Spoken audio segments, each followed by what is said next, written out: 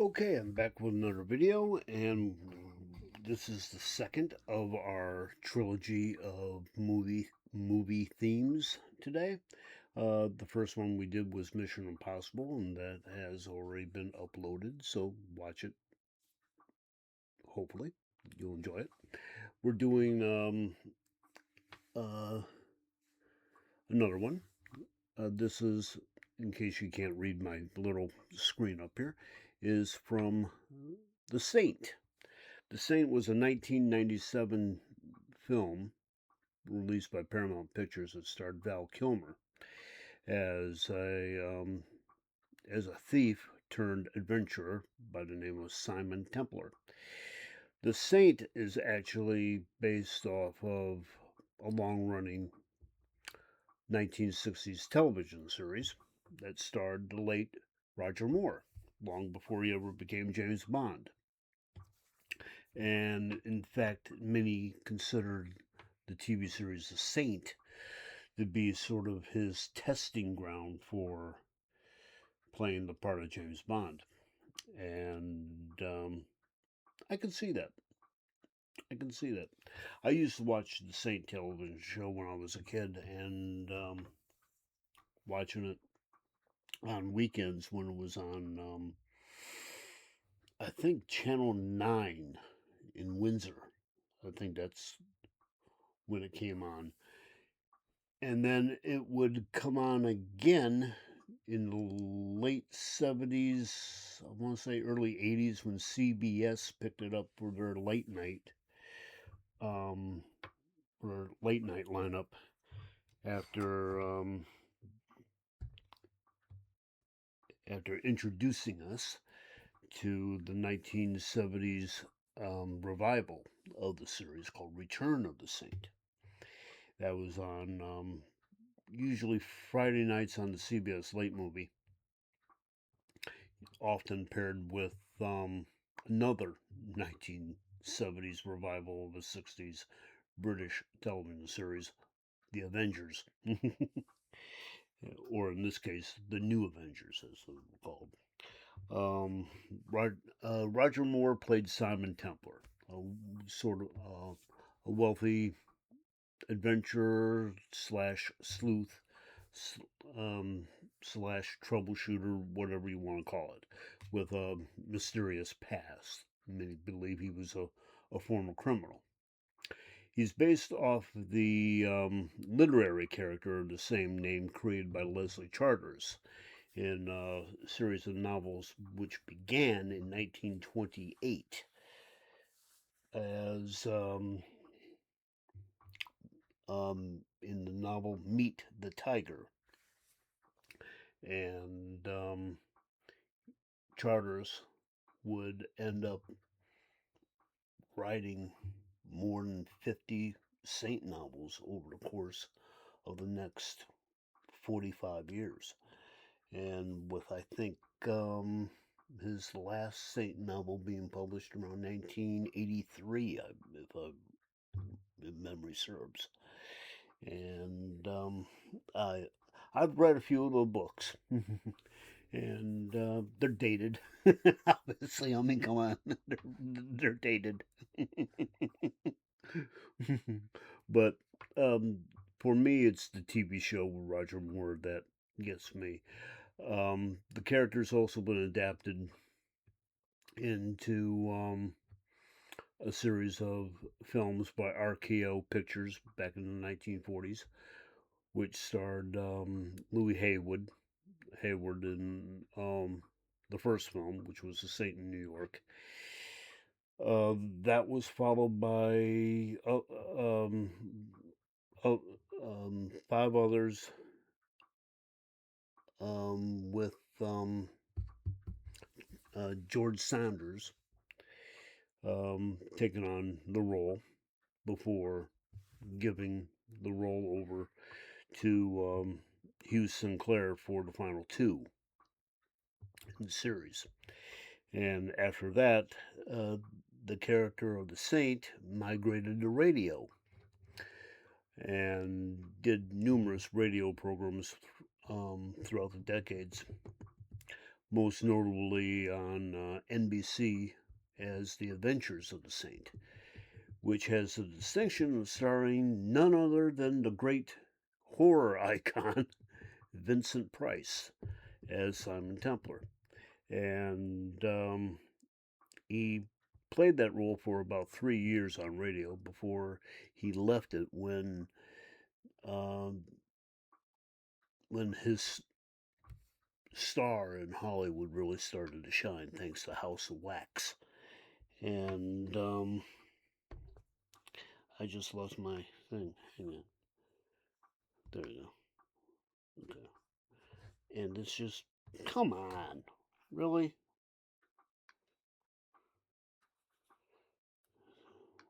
Stupid? Okay. Maybe if I leave that alone. Oh.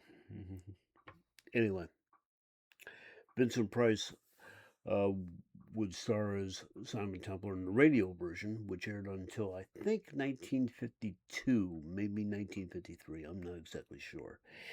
Um, After he left, a couple other actors took on the role of Simon Templar until the radio series actually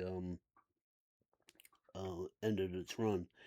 And then it became a very successful television series in the 1960s starring Roger Moore. The first 4 seasons of which were shot in black and white and aired in the U.S. in first run syndication. Sometime, I think in 1965 or 66, the series was finally picked up as a network series, and oddly enough, by NBC as well, where it shifted into color for the final 2 seasons made. And after that, um, pardon me, after that, um, uh, Roger Moore did a few more movies and at least one more television series called The Persuaders with Tony Curtis before finally landing the role of a lifetime, James Bond. But for a lot of people, he was and still is the only Simon Templar. The Saint had 2 unique themes. There was um, the official theme that was written by the character's creator himself, which was Leslie Charteris, and that was introduced in the movies and the um, a radio series. And it's very brief. It's basically just used as an introduction.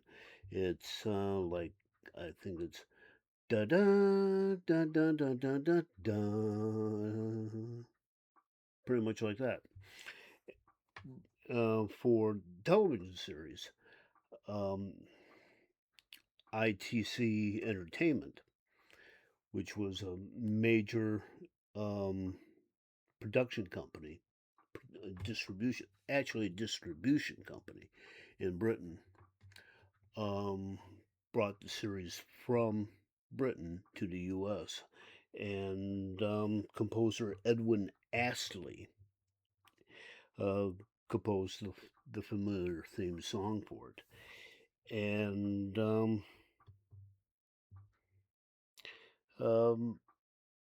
let's see, what does it say here? Um, it was first composed as a whistled melody by author Leslie Charteris before being expanded upon by Edwin Ashley. His arrangement uh, more than outshined, the original whistled content. Although in the I think the last season of the TV series, when Ashley revamped the tune, um, you actually get to hear the original um, version of the theme whenever Simon's halo appears over his head after somebody introduces him, and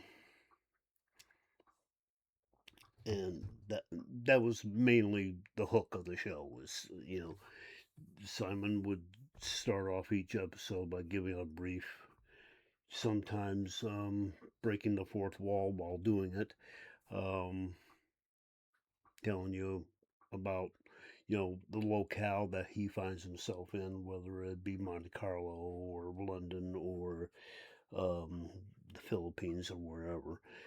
Before he's usually stopped by someone, either someone in authority or an old friend or somebody who just recognized him and says, "Aren't you the famous Simon Templar?"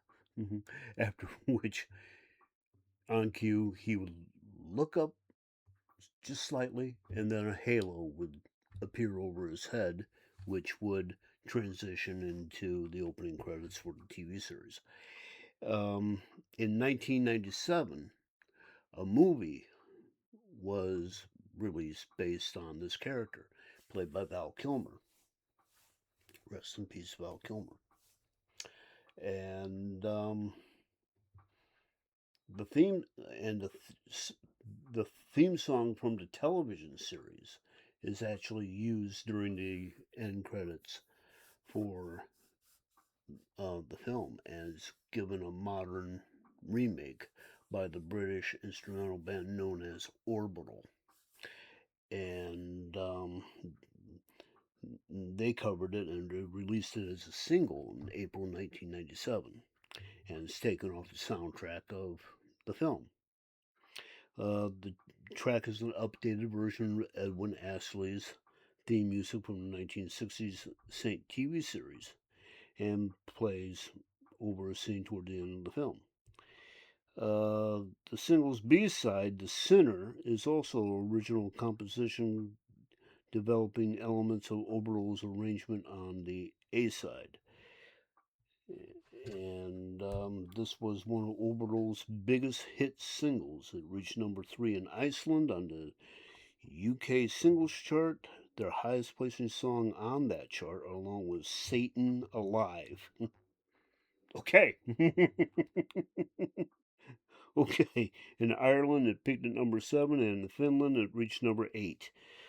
The single also sold well in North America, making it on number 15 on the Canadian singles chart, and number 4 on the U.S. Billboard, bubbling under Hot 100. Despite its success, it is not included on any of Orbital's respective albums, though it did appear in some reissues of the '96 album Insides. It was included in Orbital's live set during Lollapalooza in 1997 and that year's Phoenix Festival, but has not been played live since. So, for those of you who are interested, curious about the theme, here it is. Here's 1997's The Saint by Orbital, based on the TV series of the same name from the movie of the same name.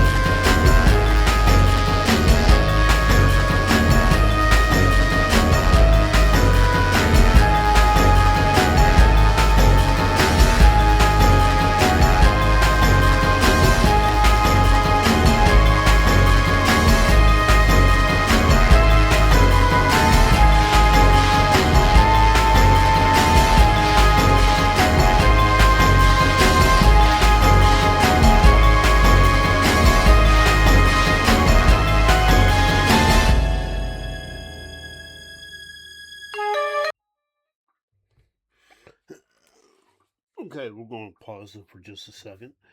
Um, for anybody who's interested, the stick man figure with the halo, that is supposed to represent the saint. That has been his symbol ever since um, the character first came into creation. The author Leslie Charters himself came up um, with the symbol, and it quickly became, a trademark for the character. And the story behind it is that whenever uh, the saint commits uh, you know, um, commits a robbery on the bad guys, he's always been kind of portrayed as sort of like a modern day Robin Hood. He usually targets other criminals, and whenever um, he does something in regards to that, rather, you know, committing a crime against them, he usually he usually lets them know it was him who did it by leaving a calling card, and that calling card is, you know, a stick figure of a man in a halo. That's it's supposed to represent who he is. He is the saint, and that's what he's known as in both the criminal underworld and to um, law enforcement, who are desperately trying to pin him with every single crime they can get their hands on, and yet, of course, with the saint being the saint, he just nothing sticks. Anyway, nothing sticks. So let's get on with the rest of it. I just had to impart that little bit of information.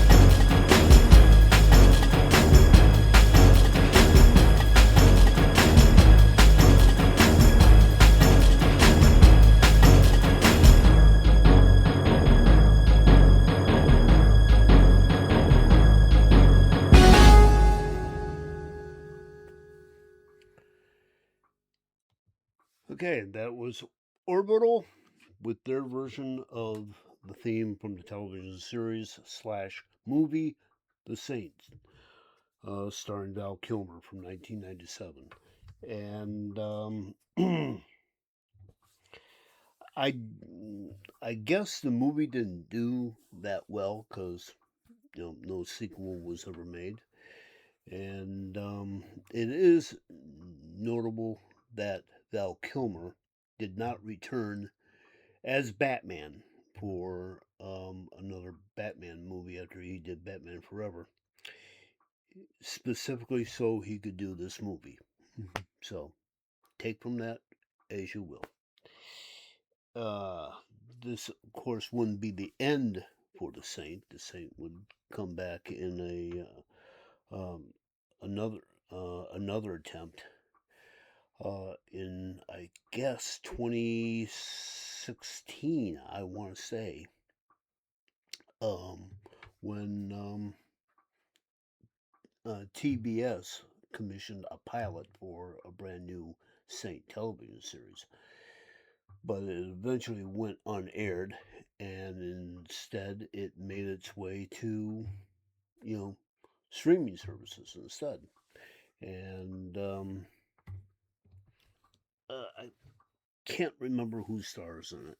to be honest with you. I haven't seen it. But it is notable in that it is the outside of a 1940s Saint film. I think, believe it or not, I believe it was called um, The Saint Meets the Tiger, which was the last Saint film in the 1940s, which was actually based off the very first Saint novel. So there you go. It features a character by the name of Patricia Holm, who in the very early Saint novels was Simon Templar's girlfriend and his sometimes partner in crime. Uh, this uh, the the newer movie, um, Adam Rayner. Sorry, Adam Rayner was the one who played Simon Templar in the movie, and Elijah Dushku, Faith from Buffy the Vampire Slayer, played Patricia Holm. The only other time the character was featured in a in uh, a film version of the Saint. So uh, the Saint, the film also has the distinction of having cameos by two of the actors who played the Saint on television before: the late Roger Moore, who co-produced the movie, and Ian Ogilvy, who took over the role of the Saint for the 1970s television series Return of the Saint. As I said, it was a pilot for a proposed series that never got made. So, as of right now, there are no other plans that I know of for the Saint to return to television or film. And that's going to do it right now. I hope you all enjoyed it. And don't forget to hit that subscribe button. It helps a lot. Also, like the video, share it with your friends, and have them do the same.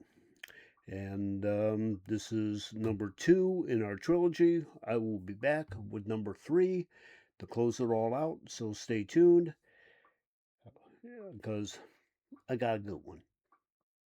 So, till then, peace out.